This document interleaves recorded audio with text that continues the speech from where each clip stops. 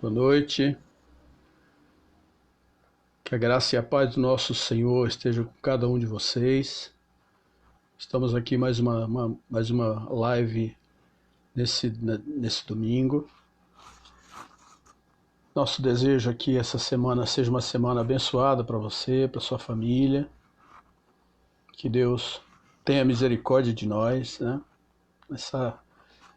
Nessa época que estamos passando. Se você entrar aí, tiver tudo ok, dá um alô para mim aqui, por favor. Manda um like aí para eu saber que tá tudo bem, tá bom? Vou esperar um pouquinho para que o pessoal comece a entrar. Nós tínhamos marcado às 18 às 19 horas. Então a gente está iniciando aqui esse momento. E o nosso desejo aqui, Deus te abençoe nesse dia, nesse momento de meditação que teremos daqui a pouco. Se você estiver me ouvindo bem, estiver me vendo bem aí, por favor me dá um retorno para eu saber que você está ligado com a gente, tá bom? Dá um positivo aí para mim, um like pra gente.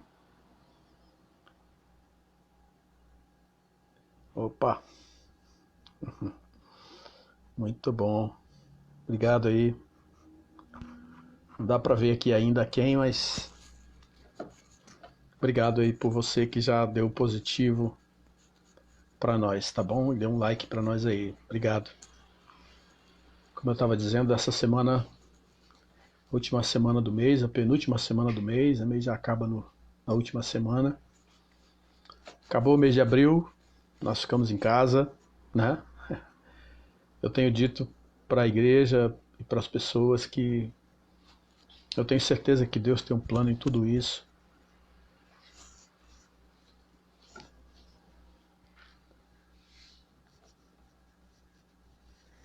Tenho certeza que Deus tem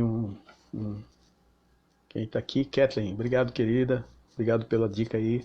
Tá bom o áudio? Tá bom o vídeo? Tá bom? Beleza, então. Mas como eu estava dizendo, a gente ficou aí todo esse tempo em casa, né? Eu estava dizendo para a igreja, falo para a igreja sempre, para as pessoas que tenho certeza que Deus tem um plano em tudo isso. Deus tem um plano para a igreja, tem um plano para cada um de nós, para a igreja, para o Brasil, para o mundo, né? E nós temos que agradecer a Deus por isso, porque embora a gente não sabe, não conhece o que Deus realmente quer, mas uma coisa nós sabemos, que Deus está no controle de tudo, está no comando de tudo. E isso é o suficiente para que a gente realmente possa se alegrar, possa nos regozijar, apesar de tudo, né? Apesar de tudo. Creio muito naquela palavra que Paulo escreve aos Romanos, que diz que todas as coisas cooperam para o bem daqueles que amam a Deus, daqueles que são chamados segundo os seus propósitos. A Bíblia diz que muitas coisas iriam acontecer antes do final do tempo, né? Creio que essa é uma das coisas que estava programada aí, que Deus programou para que acontecesse. Embora a gente não entenda isso, e é ruim para nós, temos que ficar em casa, temos que nos submeter, né, a essas condições, mas temos que nos alegrar. O apóstolo Tiago diz que nós devemos nos alegrar em tudo, né? Todas as coisas. Fiquem felizes, ele diz, fiquem felizes quando vocês passarem por provações. Isso é uma coisa muito difícil, né? Muito difícil, mas é assim. A gente tem que treinar a estarmos contentes e felizes diante de situações como essas, né? Essa é um desafio para a igreja, para nós, como povo de Deus, especialmente. Mas, graças a Deus que nós cremos num Deus maravilhoso, né? Que ama o mundo e que tem realmente feito tudo, né? Que ele para que realmente as pessoas possam conhecê-lo, possam amá-lo, possam servir a ele. Então, mais uma vez, quero agradecer você que está conosco aqui, que entrou agora, e espero sinceramente que essa semana seja uma semana de muita paz, muita alegria, muito regozijo para você, tá bom? Deus te abençoe aí muito, muito. Sua família. Que seja realmente... Claro que esse mês de abril inédito, né? Que foi para nós um mês de abril inédito assim, né? Nunca tínhamos passado um mês de abril como esse. Mas faz parte. Creio que essas coisas nos ensinam muito, né? Traz muito ensinamento pra gente, como povo de Deus, especialmente, né? A gente estava falando da nossa reunião outro dia, a reunião do conselho, estávamos falando isso, né? Até que ponto a igreja faz falta na vida das pessoas.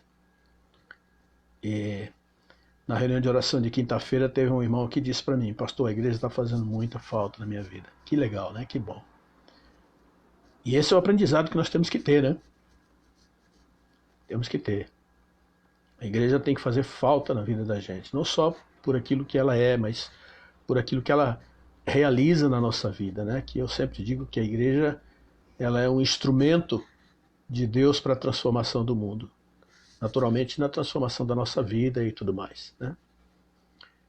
Então a igreja realmente, ela é importante. Ela tem que ser importante por aquilo que ela é, não é por aquilo que ela faz, né? Mas por aquilo que ela é realmente. Por aquilo que ela representa, por aquilo que ela realmente pode fazer no mundo, né? Pela missão que ela tem no mundo. Ela é extremamente importante. Então, que Deus abençoe você nesse momento. Eu não sei quantos que nós já estamos conectados aí, não sei quantas pessoas já estão. Vou esperar mais uns 3 minutos para a gente começar. Então, queria que você desse um like aí para mim, para saber que você está conectado conosco, se você está ouvindo bem. A Cat já fez isso, né? Mas se você puder fazer, eu também agradeço, tá bom? Se você quiser pegar sua Bíblia aí, abra sua Bíblia na primeira carta de João, capítulo 4. É o texto que nós vamos estar meditando nesse momento. Primeira epístola de João, capítulo 4. O apóstolo João é o apóstolo do amor, né? É um dos apóstolos que foram íntimos do Senhor. E quando ele escreve a carta, ele começa escrevendo dizendo assim, eu gosto muito desse termo que ele usa, né? Ele diz assim, aquilo que os nossos olhos viram, os nossos ouvidos ouviram e as nossas mãos apalparam. Então ele fala de coisa que realmente não foi um ouvir dizer, né? Mas foi algo que realmente pôde ser testificado. Não só os olhos viram, os ouvidos ouviram, mas também as mãos apalparam. E é assim que ele se refere a Jesus, né? Como a Salvador aí. E isso mostra a intimidade que ele tinha com o Senhor. E nesse texto especificamente, João capítulo 4, versículo 14 a 18, que é o texto que nós vamos ler, ele diz assim, e nós temos visto e testemunhamos que o Pai enviou seu Filho como Salvador do mundo. E aquele que confessar Jesus que Jesus é o Filho de Deus, Deus permanece nele e ele em Deus. E nós conhecemos e cremos no amor que Deus tem por nós. Deus é amor, e aquele que permanece no amor, permanece em Deus e Deus nele. Nisto é em nós aperfeiçoado o amor, para que no dia do juízo mantenhamos confiança, pois segundo ele é, também nós somos neste mundo. No amor não existe medo. Antes, o perfeito amor lança fora o medo. Ora, o medo produz tormento. Logo, aquele que teme não é aperfeiçoado no amor. Nós amamos porque ele nos amou primeiro.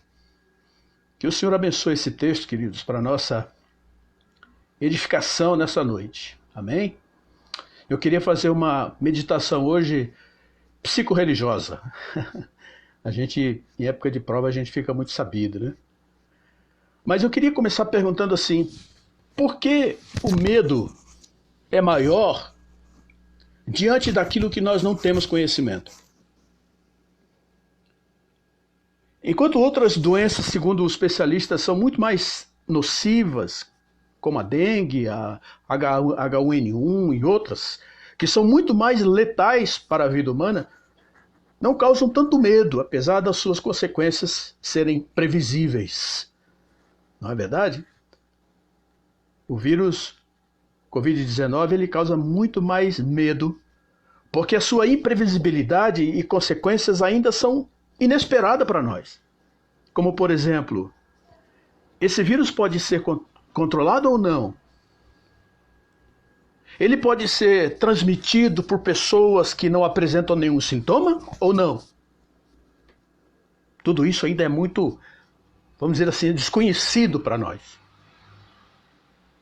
Muito desconhecido para nós. E isso gera insegurança, isso gera ansiedade, isso gera medo.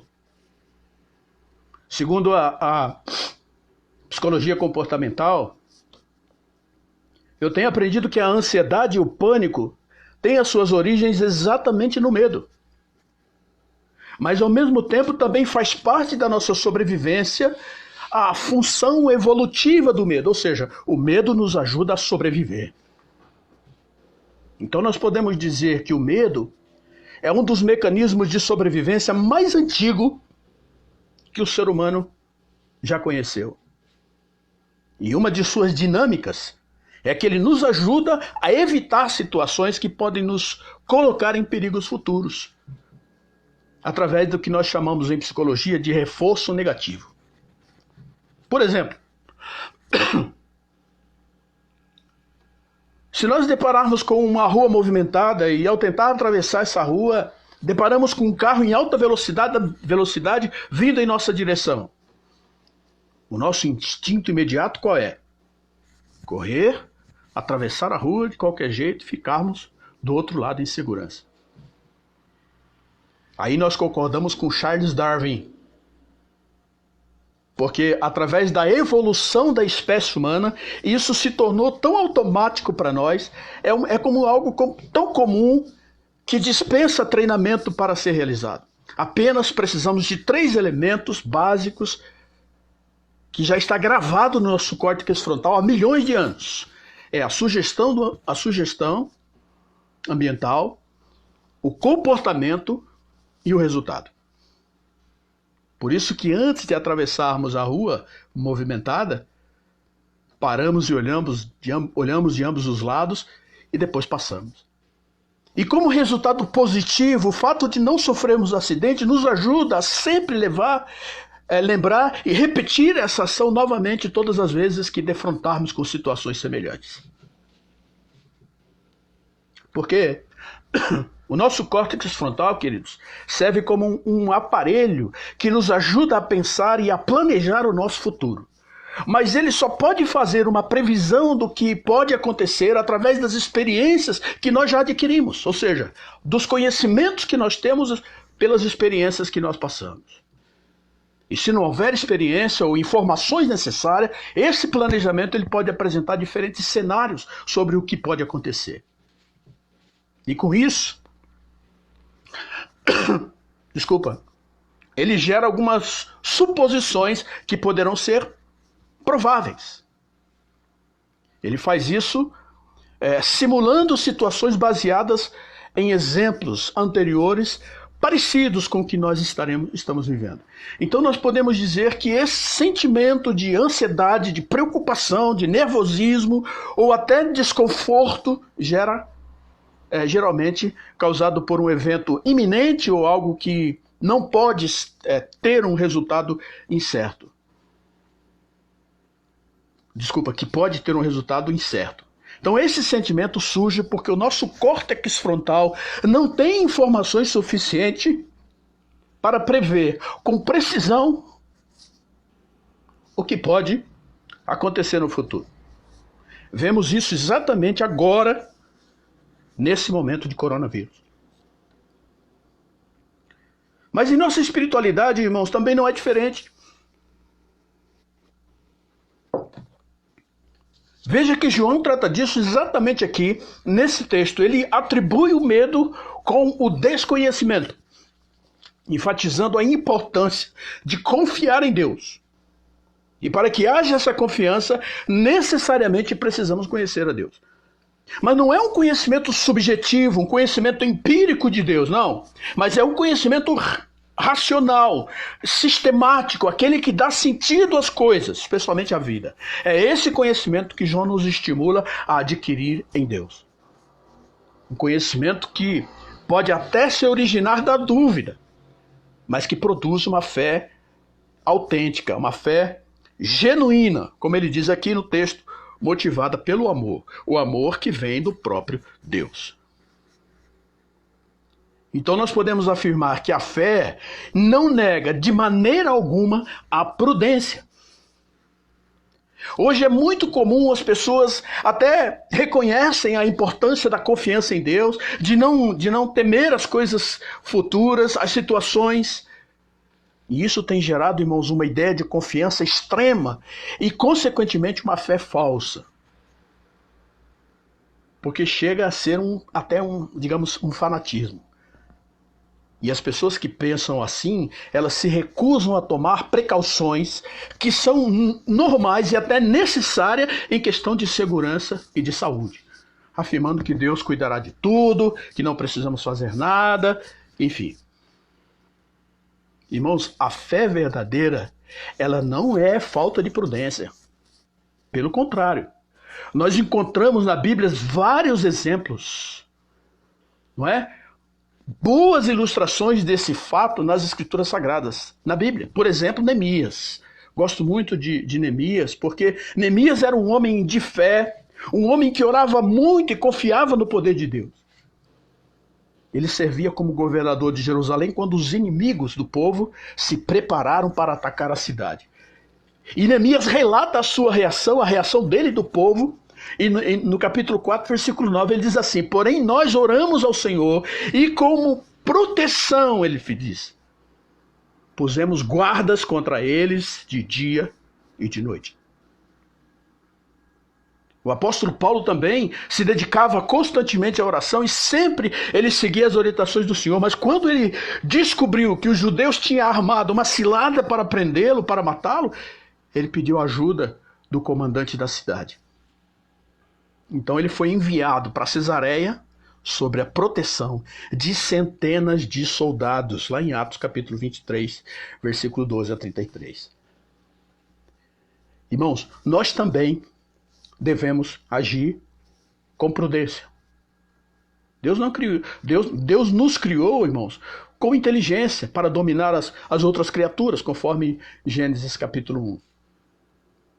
Ele nos deu o bom senso para nos proteger da chuva, do frio, do vento forte. O Criador abençoou o homem com a capacidade de aprender sobre a ciência, sobre a medicina, para melhorar a qualidade e a segurança da vida. O mesmo Senhor que prometeu as necessidades da vida aos fiéis, ele disse aos mesmos homens que eles deveriam trabalhar para comer.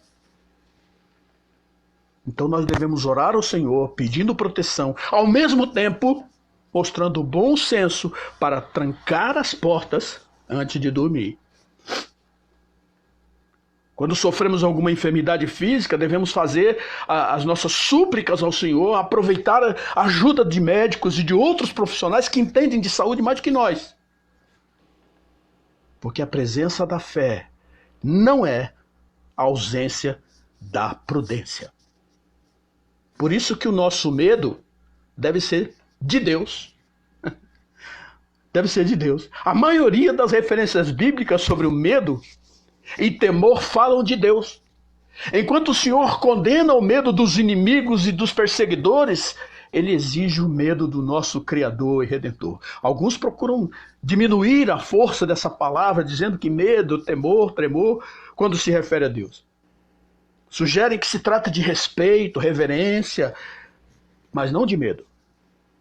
Enfatizam a bondade de Deus enquanto esquece a sua severidade e a sua justiça, conforme Romanos capítulo 11. Existem palavras na Bíblia, várias palavras na Bíblia, a respeito da reverência, que também respeito e reverência, né? Que também devemos ao Senhor. Mas quando as Escrituras dizem que nós devemos temer e tremer na presença de Deus, estão falando de atitude de homens fracos, pecadores, imperfeitos, na presença de um Deus que é santo e todo-poderoso. Então nós devemos sentir medo, irmãos, da presença do Deus eterno. Assim nós devemos honrar homens e reis e temer a Deus, como Pedro diz na primeira carta, capítulo 2. Devemos resistir ao diabo e temer o Senhor. E quando pensamos em Deus com respeito, temor e tremor, jamais devemos esquecer que Ele é o juiz que trará castigo de fogo vingador sobre os rebeldes. Paulo fala isso lá em 2 Tessalonicenses capítulo 1.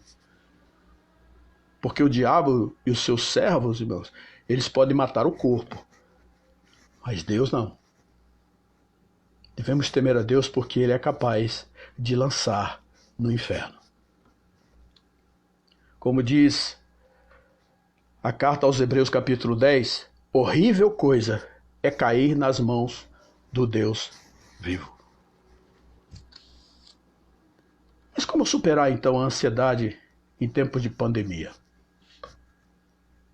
Ou seja, em outras palavras, como não entrarmos em pânico em tempos de pandemia?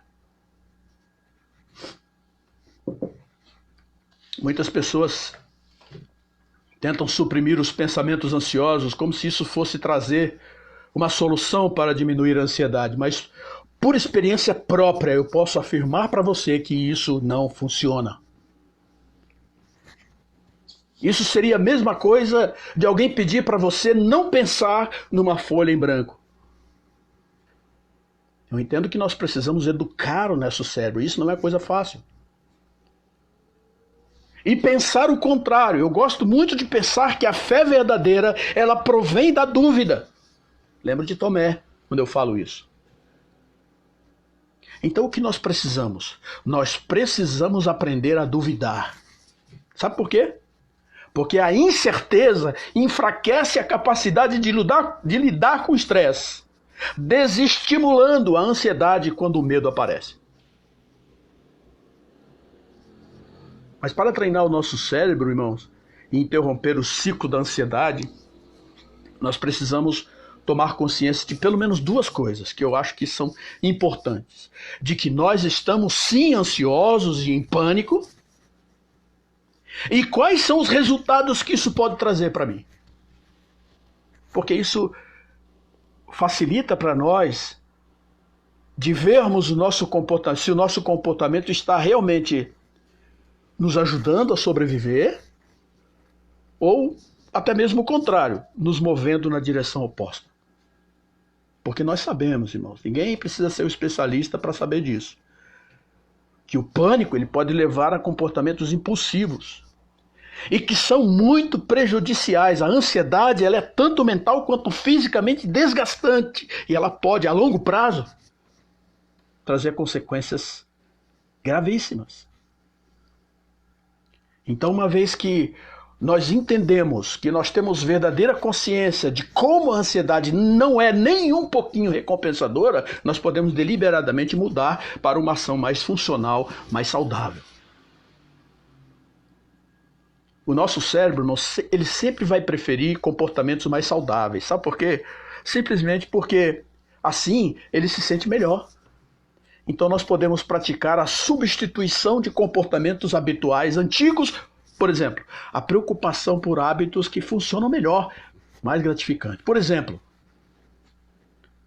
se nós temos o hábito de passar a mão no rosto ou colocar a mão na boca, né? Nós precisamos estar atento quanto a esse comportamento. E se o fizermos, ao invés de nos preocupar e pensar, puxa, passei a mão no rosto, ou coloquei a mão na boca, será que eu vou ficar doente? Sem entrar em pânico, devemos fazer uma pausa, respirar fundo e concluir. Quando foi a última vez que eu lavei as mãos? Foi agora? E o que eu fiz após isso? Isso dá, irmãos, ao nosso córtex frontal a capacidade de fazer algo que ele mais gosta: pensar. E aí, aproveitar a certeza de que nos trará sossego. Se apenas lavarmos as mãos, usar o álcool gel, tomar a devida precaução e não sairmos em público à toa, a probabilidade de ficarmos doentes é quase zero. Podemos usar essa técnica também, irmãos, para melhorar a nossa vida espiritual, para melhorar a nossa vida com Deus. Paulo diz que nós devemos buscar as coisas lá do alto, Colossenses 3:1.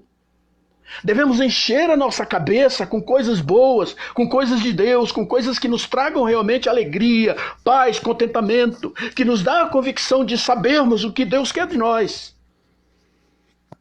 Paulo diz que nós devemos buscar as coisas lá do alto. Então nós precisamos educar o nosso cérebro para descansar naquilo que nós temos aprendido de Deus. Por isso que Jeremias diz em Lamentações 3:21, quero me trazer à memória aquilo que me dá esperança. Essa técnica vale, irmãos, não só para a terapia, mas também vale para nossa vida com Deus, para ampliarmos o nosso conhecimento, a nossa vida e o nosso relacionamento com Deus. Com certeza, principalmente no momento de confinamento como o nosso. Eu creio que você nunca teve tanta oportunidade de buscar a Deus, de ler a Bíblia, de orar, de reunir com a sua família como agora. E isso é uma coisa maravilhosa que Deus fez. Gente que não lia a Bíblia, que não estudava a Bíblia, que não lia, que não orava com a família, hoje está fazendo isso. Graças a Deus. Como diz Tiago, irmãos, o apóstolo Tiago, sejamos praticantes da palavra e não somente ouvintes. Então que a nossa oração, queridos, seja sempre o que Davi escreve no Salmo 86:11. Ensina-me, Senhor, o teu caminho e andarei na tua verdade. Dispõe meu coração para só temer o teu nome. Então, irmãos, não tenha medo. Segura firme aí, a onda vai passar. Não tenha dúvida disso. Deus está no controle, Deus está no comando. E as coisas vão acontecer do jeito que Ele já determinou. Então não tenha medo, não entre em pânico. Segura a onda aí e vai firme. Eu estou falando isso não só por você, mas por mim também. Por mim também. Por mim também. Muito mais, talvez, por mim do que por você. Porque não é fácil, né? Não é fácil. Todo mundo sabe que não está sendo fácil para ninguém. Mas a alegria nossa é que Deus está no controle de tudo. Que Deus abençoe você, abençoe sua família. Que essa semana seja uma semana aí de muita alegria, de muita paz, de muita comunhão com Deus. Amém, queridos? Vamos orar? Queria orar com você nesse instante. Deus amado, graças nós te damos, Senhor, porque reconhecemos a tua soberania, a tua majestade, a tua grandeza. Reconhecemos, ó Deus, que o Senhor é um Deus único, verdadeiro, único, digno de ser adorado, de ser cultuado, de ser reverenciado, Pai. E é por isso que nós estamos aqui, reconhecendo que o Senhor realmente é um Deus presente na nossa vida, apesar de tudo aquilo que somos, de tudo aquilo que fazemos. Mas nós pedimos a tua bênção sobre a nossa nação, sobre a nossa igreja, sobre o nosso país, sobre os nossos estados, sobre a nossa cidade, sobre os nossos governantes especialmente, Pai, aqueles que têm a responsabilidade de dirigir essa nação nesse momento. Aqueles que trabalham na área de saúde, Pai, que estão na frente. Quero pedir por eles especialmente também. Que o Senhor os abençoe, os proteja, Senhor. E que essa fase, Senhor, possa passar muito brevemente. Nos dê a paciência, nos dê, Senhor, aí a sabedoria para estarmos firmes nesse propósito de esperar. Apesar de que nós não conhecemos nada ainda sobre, assim, demasiadamente sobre esse vírus, mas o Senhor sabe de todas as coisas. Ajuda-nos para que o medo, para que o pânico, para que a insegurança, a incerteza não tome conta de nós. Mas que nós possamos confiar unicamente na tua providência. Abençoe, querido Deus, os meus irmãos e irmãs, para que eles tenham uma semana abençoada, Senhor, na tua proteção. Eu oro agradecidos em nome de Jesus, o nosso Salvador. Amém. Que Deus abençoe você, meu irmão, minha irmã, que está conosco aí nessa live. Deus possa estar derramando sobre você bênçãos sem medida nessa noite, nessa semana. Amém? Amém.